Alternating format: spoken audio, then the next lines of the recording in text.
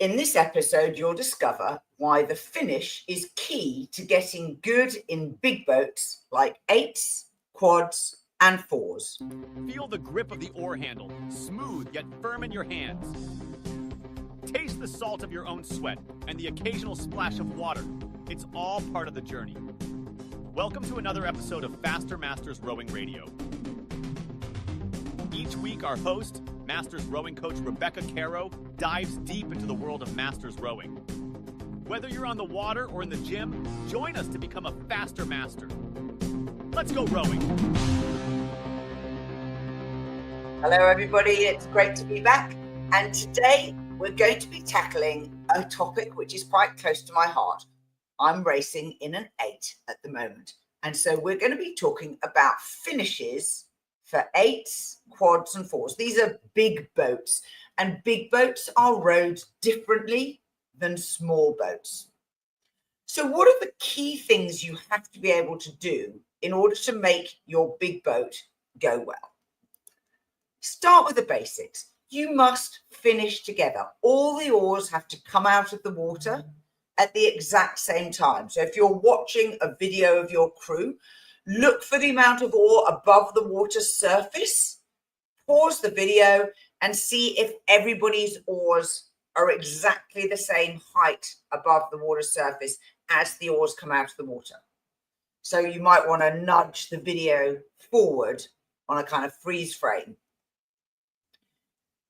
If they're not, what you're probably looking for is what people are doing with their handles, because what's happening in the water is directed by what's happening on the handle. In order to get the oar out of the water, some athletes may be dragging their handle so that they pull the handle along, and then when they get to the finish, they start to pull the handle downwards in order to take the oar out of the water. That dragging your handle down action starts to lift the tip of the oar out of the water, probably earlier than everybody else. Now, big boats move fast, and this is one of the reasons why finishes are different in big boats than small boats. If you take the pressure off the tip of the blade, the spoon, if you take the pressure off early, the little mound of water that's in front of the curved face of the blade and the little corresponding hollow pocket that is behind the blade, those start to equalise. And what you'll find is that the water very quickly catches up with your blade and then holds onto it. So you find that you're more likely to crab and you find it harder to get the oar out of the water. So part of the key to finishing together is actually to keep pressure on the face of the blade right through to the moment of extraction.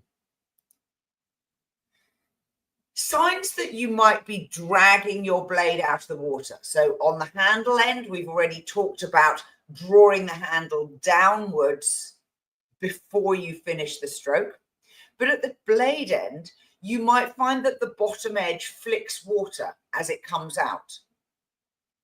You can also see people feathering out of the water, so the oar comes up and turns in order to extract, rather than it extracts square first and then turns in the air. Now, keeping it square until the finish is beneficial when you're talking microsecond speed differences, and more importantly, your timing of your blade in line with your colleagues in the other seats in the boat. And another sign that you're probably dragging your blade out is that if you've taken the oar out of the water and your blade is then very close to the surface of the water when it's already feathered, rather than coming out clean and high so that it gets out, the full depth of the blade comes above the water before you feather. So things that you can do to improve your finishes. Try square blades. It's not easy to do, and it's definitely not easy to do well, but it is a discipline that is rewarding in the long term because it helps you to work out how to fix some of these challenges of blade dragging, and getting the oar out clean so the water doesn't catch up.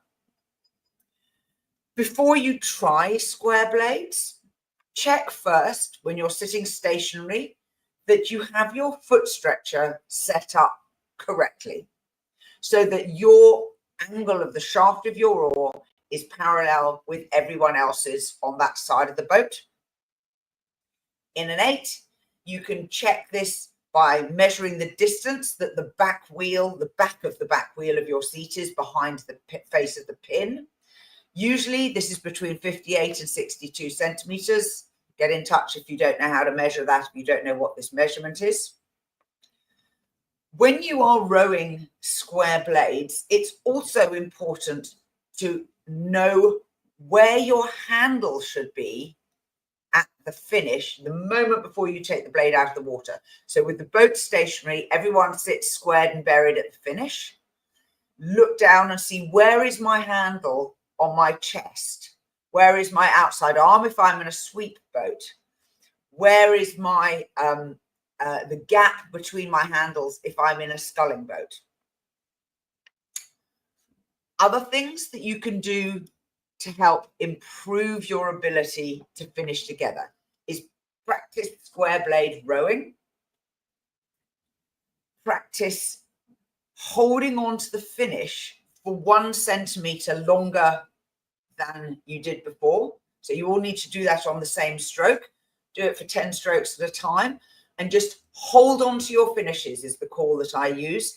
And this helps people to keep the oar under the water and also to keep acceleration on the face of the blade. So you keep pushing just for 1 centimeter longer before you take the blade out of the water. Now, another thing that makes it extremely hard to finish well is if your boat is not level at the finish. So things you can do to get your boat level. Firstly, sit stationary to check your positioning. Check your handles, where they are on your body. Check your arms in sculling. Have you got your forearms at about 90 degrees to the blade shaft? In sweep, is your outside elbow pointing behind you to the person who sits behind you? And is your inside arm roughly at 90 degrees to the blade? What you don't want is your outside arm flared out to the side of the boat, like a kind of sculling arm finish, because it inhibits your ability to push the oar out of the water using your outside arm. So in sweep, remember the two hands, two arms have different jobs of work. And being able to push down on the handle is something you do with your outside hand.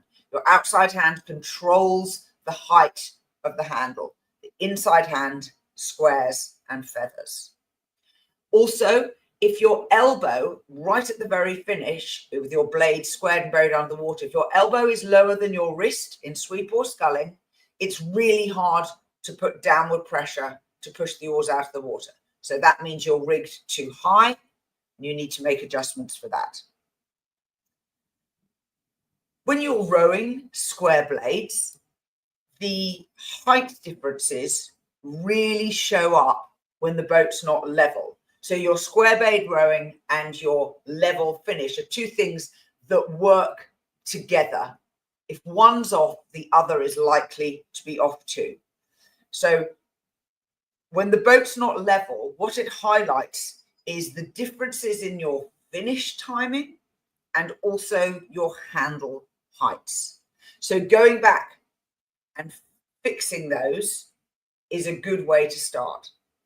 If you want to learn square blade rowing, we have a 3-day course that you can do, self-guided, that in 3 lessons, which you can do over 3 days or 3 weeks, with, of course, practice in between, you will learn the skills of handling the blade so that you can take the blade out square and then successfully transition onto the recovery while keeping your boat level at the finish. Have fun. Go get your finishes better. Until next time, bye-bye. We are part of the Rowing Chat Podcast Network. please tell your fellow rowers about the show. If you've learned just one helpful thing from today's episode, please consider supporting the show for as little as $1 per month by visiting fastermastersrowing.com/podcast.